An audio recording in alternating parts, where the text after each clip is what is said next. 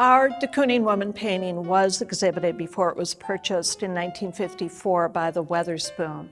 It was first exhibited, to my knowledge, at the Whitney Annual in 1950, and the next year, in 1951, at a very important show called the 9th Street Show that was organized by Leo Castelli, who went on to represent a number of the artists in that exhibition.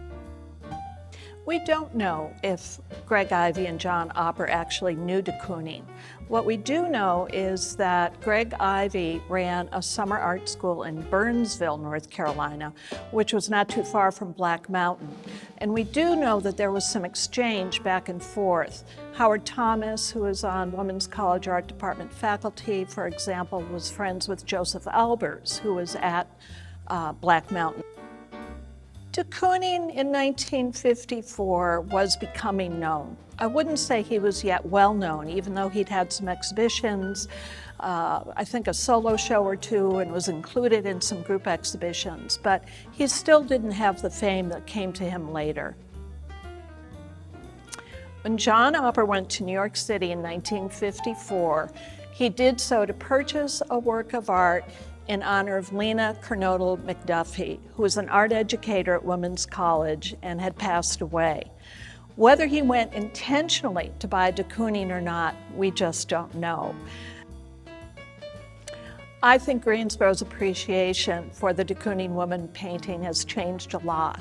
When it was first purchased in 1954 and brought back, an article in the newspaper and just, commentary that how could they have spent the grand sum of $1,800 on this awful looking depiction of a woman.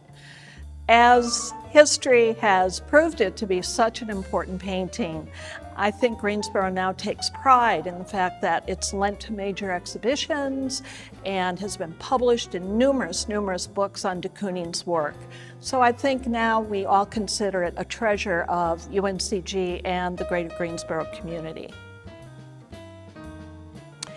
We lend the de Kooning painting to other institutions because it is of such historic value, art historic value. If there is a show that is a retrospective of de Kooning's work, it's an important piece in his overall career. In the fall, we're lending it to the Royal Academy of Arts in London for a major exhibition that they're doing on abstract expressionism as a whole. De Kooning's woman painting is important to the history of art because it is so important to the history of de Kooning's career.